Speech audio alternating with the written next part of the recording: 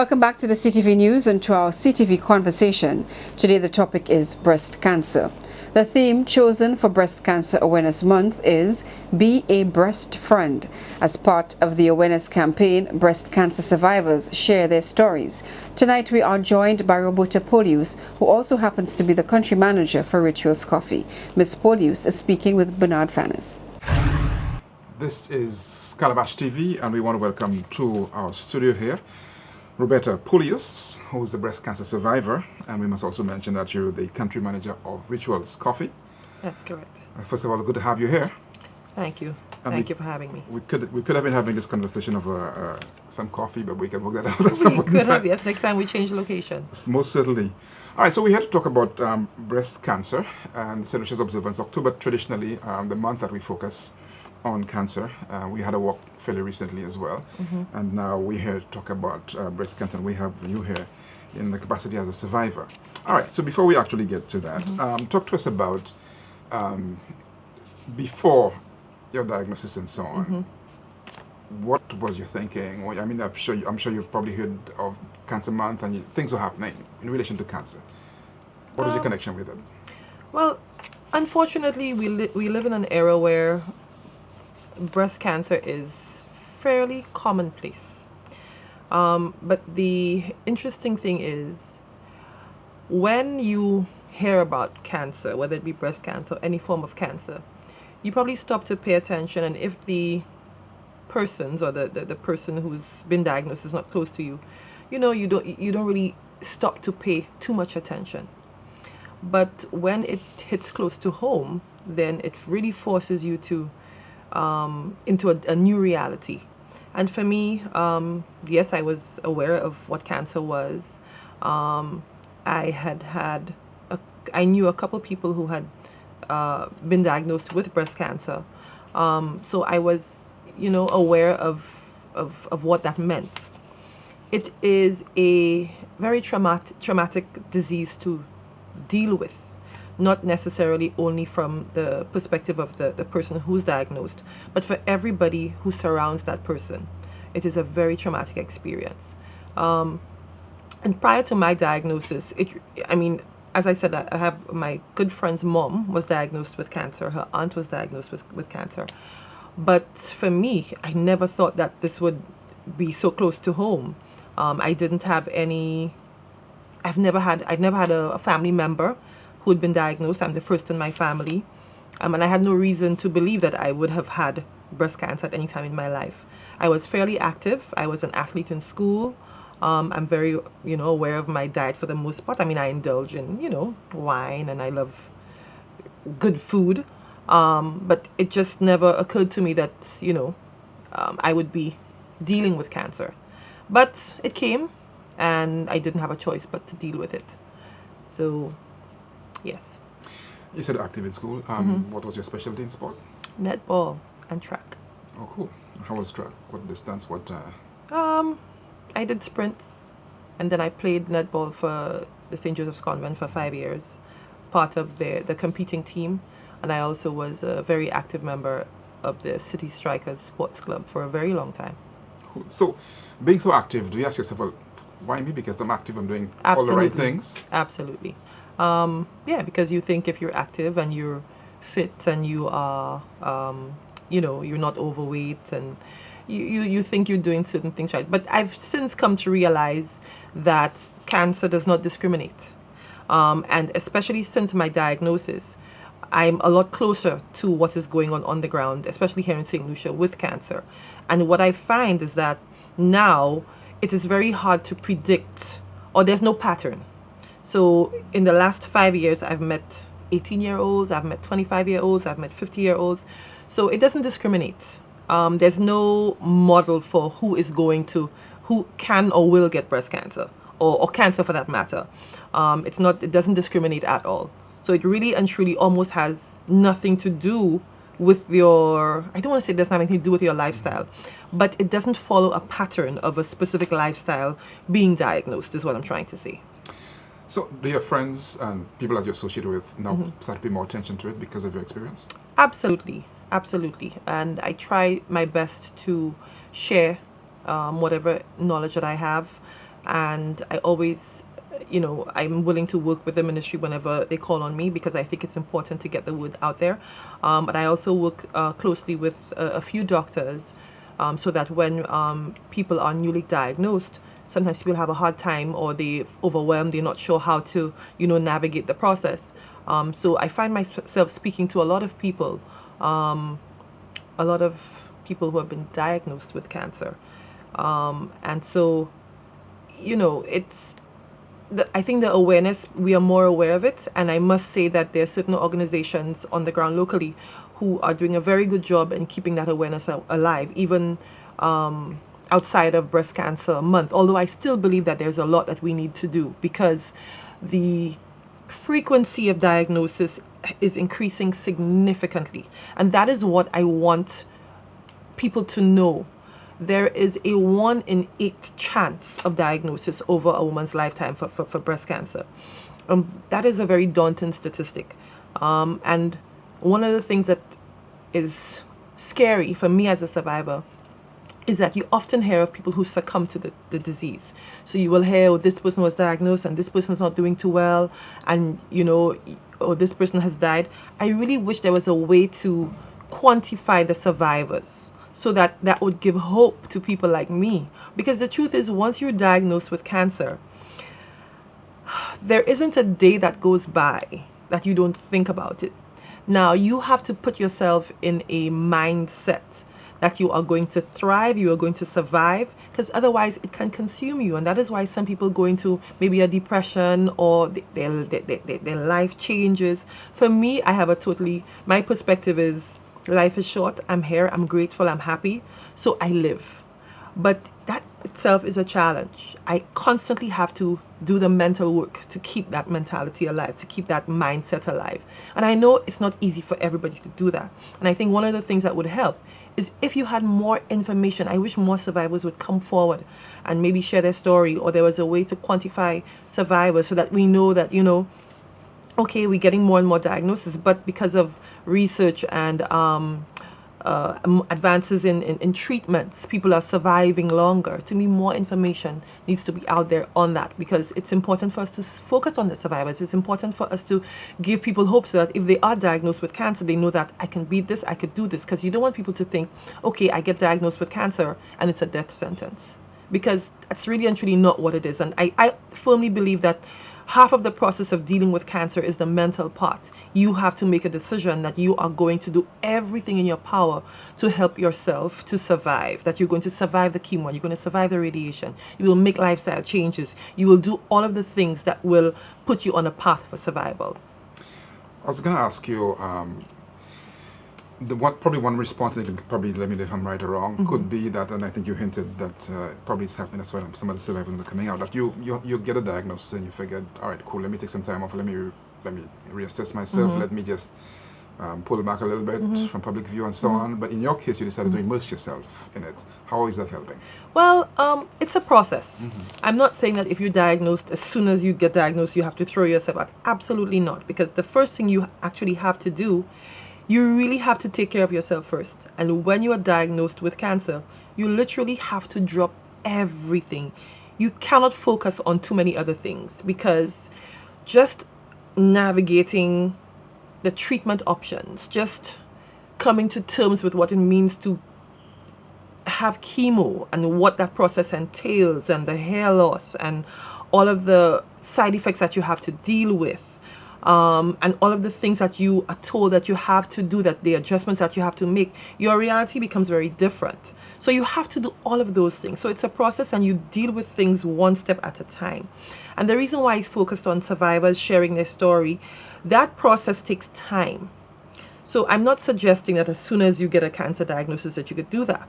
But when you've gone through all of that, and you've come through the other side, and you're at a place where, okay, you've done the chemo, you've survived, you've made the lifestyle changes, you've made the adjustments, you're learning to, recalibrate your life, so to speak. Sharing that, it will help somebody else to go through the process.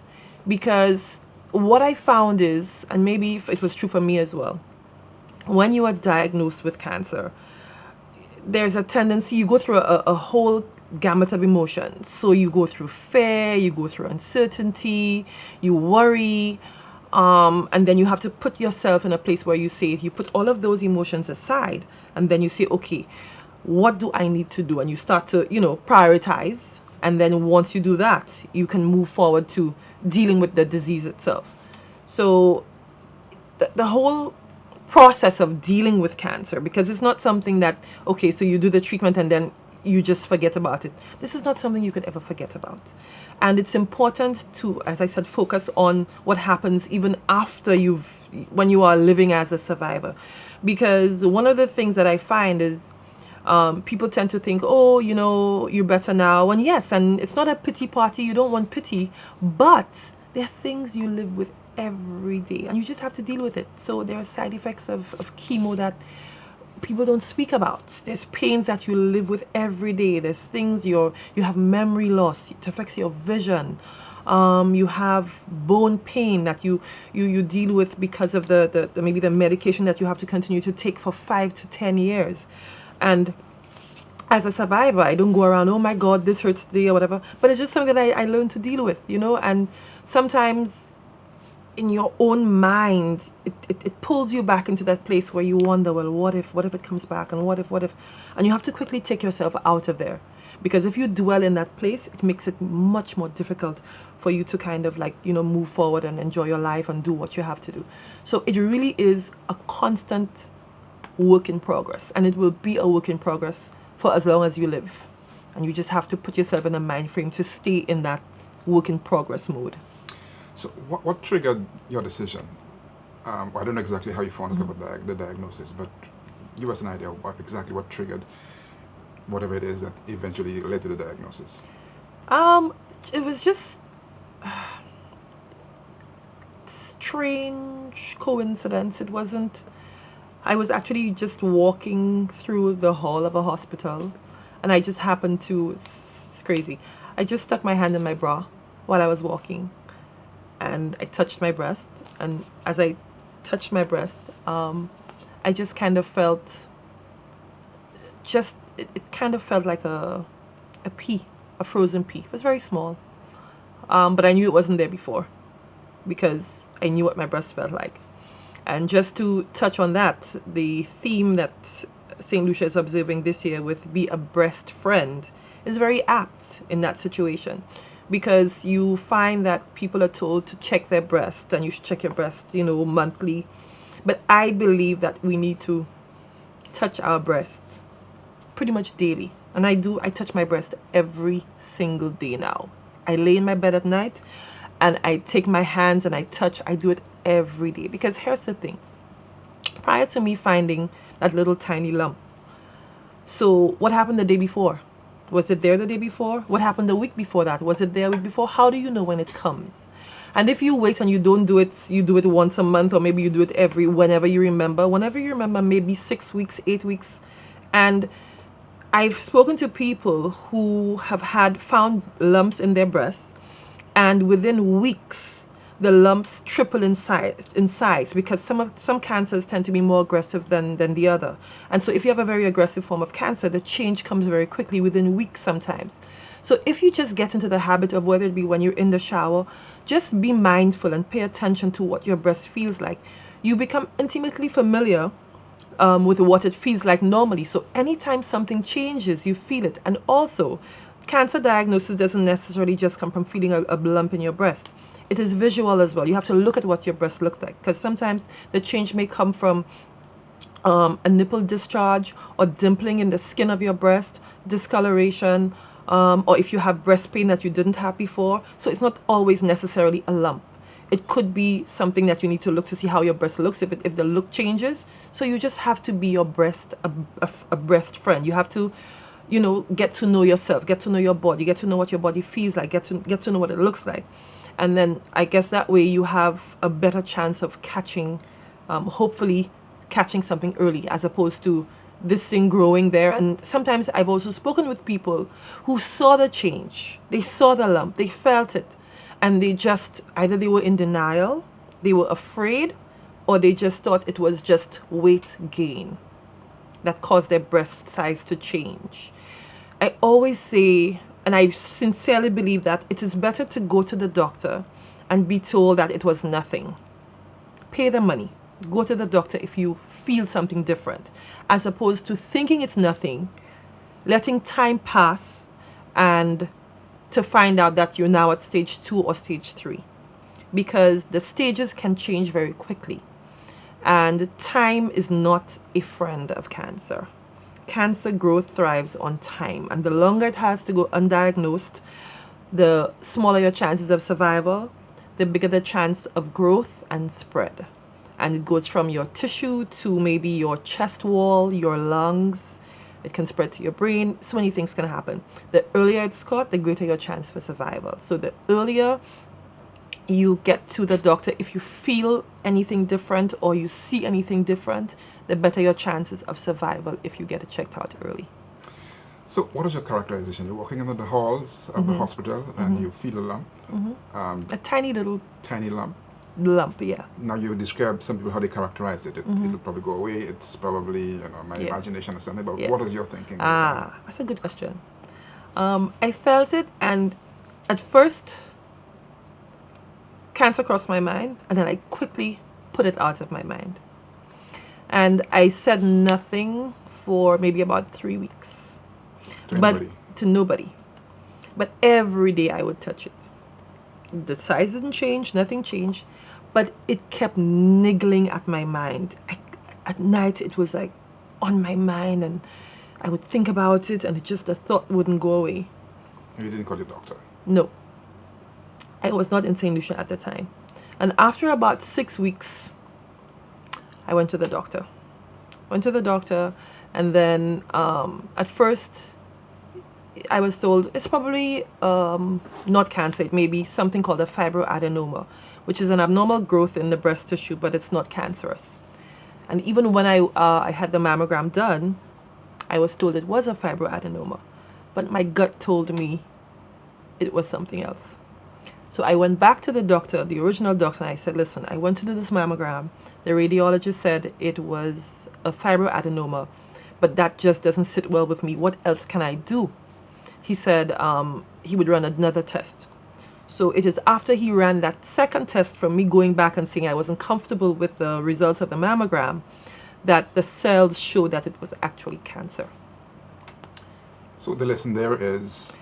Trust your gut instinct, and if you are not comfortable after you've done a mammogram, don't be afraid to go a step further. Don't be afraid to say that you're not sure. Don't be afraid to say that your mind is not at ease. Because the other thing I want to say also is, in the last 5 years, from 2014 to now, I think I've spoken with at least 5 other women who've been diagnosed with cancer, and their mammograms showed that it was not cancer, and it was further testing that revealed that it was cancer.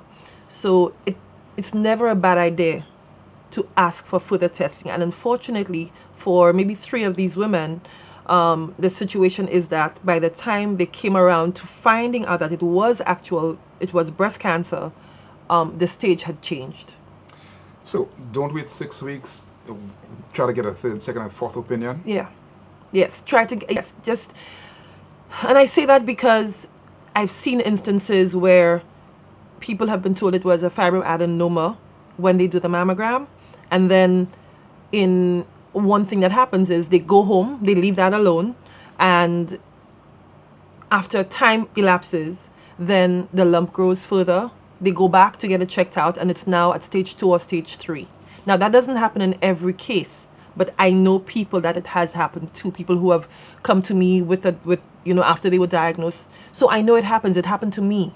And I have another very close friend who it happened to as well, where she did the mammogram, told it was a fibroadenoma, and then 6 months later, she's now at stage 2. So it's now in her lymph nodes, and it had spread. So, you have to decide how you deal with it. I don't think there's any harm in getting the further testing. It helps, it puts your mind at ease, and it can also save your life. So you just mentioned weighing options and your basically your options and so on. So at that point, you have a few things to consider. Obviously, additional attention, and you mentioned chemo and a whole bunch of stuff. How do you make those kind of decisions as to which path do you go? Because some people say, well, probably it'll go away, probably I'll try something natural, or there's so many different options that they have. Okay, so doing nothing is never an option. But I cannot tell anybody which path they should take. It becomes a personal choice of what your beliefs are. There are a lot of people who believe in doing the naturopathic route, people who believe in doing chemo. I believe that it is important for us to take care of our bodies, and nature was supposed to take care of us, but there's so many things that we have to contend with right now. The use of chemicals, pesticides, that's a big thing, and I really wish the authorities in St. Lucia would really look at the use of pesticides and chemicals in our food source and our food supply, because I believe that is a big cause of the increase in cancer diagnosis. I don't know if it's, if we need more regulation, if we need to look at the types of chemicals that we are using, if there's certain chemicals that maybe we should phase out. But the reason why I can tell you why I personally chose not to go the naturopathic route is because, in as much as I sincerely believe that things like ginger and turmeric, they are good. And I believe maybe in a few years' time, we may very well find that maybe the cure lies there, or they will play a big part in the treatment of cancer. The challenge that I have with that, and I did consider it, was that there is no set standard for naturopathic care. So if I'm supposed to follow a certain diet, or if I'm supposed to follow a certain medicine regimen, how do I know how much turmeric I need to take? So I've incorporated all of those things into my diet, because I sincerely believe that they do have value. But to use that as my only form of treatment, there isn't any standard of care for using those items to say, well, it is a teaspoon of turmeric or 10 milligrams of ginger and all of those things. When I looked at everything, I wasn't comfortable going that route for that very reason. I also have my reservations where chemo is concerned. However, for me personally, I believe that would have been the option to give me the best chance for survival. Is it easy? Absolutely not. It has some terrible side effects, but you have to look at the risks versus the benefits. And I can only hope that I've done the right thing. I can only hope that it will keep me alive for a good long time. And I also, will continue to do the things that I have to do in terms of making lifestyle changes to make sure that I give myself the best chance for survival. So that includes exercise. One of the things I sincerely believe in is the reduction in your sugar consumption. So I don't drink certain beverages. I limit alcohol consumption. I try to eat as healthy as I possibly can.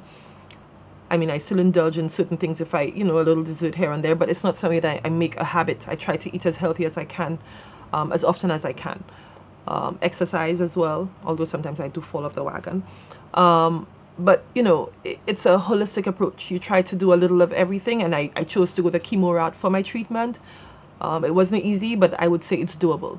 If you put yourself in the right mindset and you do the things that you have to mitigate the side effects, you can do it. So it's not something that somebody should say, oh my God, chemo is so terrible and it's gonna kill me. Or you have to take control. You have to know that if you're going to do chemo, you have to clean up your diet. You have to eat properly because your body needs the nutrition to help to combat the side effects of the fact that chemo kills good cells when it kills the bad cells as well. So you have to replenish, you have to eat properly, you have to fortify your system, your immune system, so that you deal with it, so that you're able to deal with it. So you stay active, you take care of your diet and so on. How do you keep your mind in a positive disposition? That's actually another very good question, because a big part of managing this whole process is also to eliminate stress, because I also believe that stress is a factor for cancer, because obviously stress causes chemical changes in your body, and then the more stressed you are, you have that adrenaline, you go into flee mode, fight or flight. So you really have to go into that conditioning. And again, it comes down to personal decisions. You have to decide that you want to survive, and you start making changes as small or as big as you can. So I believe that a big part of my cancer, well, I'm not saying my cancer because it doesn't belong to me, the cancer, was stress related. So I've tried to make lifestyle changes where that is concerned. So you have to try to eliminate worrying as much as you can. And it's funny because it sounds so cliche, but it's true. And a lot of times we think it's impossible to do. You realize how possible it is when you don't have a choice. And sometimes maybe it takes something like that, something life-changing, to force you to make those changes and to make you realize that you actually can make those changes. So it can be simple things like changing your activity, trying to eliminate things that cause stress in your life, reevaluating your priorities. A lot of it is, just mental recalibration. It takes time, but it's doable. So basically, I used to have a hard time sleeping. I sleep like a baby at night. I try not to worry about things I have no control over. And it's a work in progress. It doesn't always work, but you have to be mindful. You have to keep reminding yourself, because it's like forming new habits. So if you do it repeatedly, you find that it sticks. It takes time, but it is definitely doable. It's doable. We really appreciate you sharing your experience and your story with us. Final thoughts as we wrap up? Okay, I want to encourage everyone especially women, going back to the theme of the Breast Cancer Awareness Month, be a breast friend.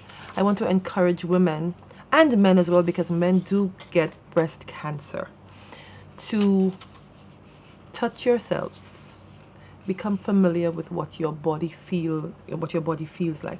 Become familiar with what your breast feels like.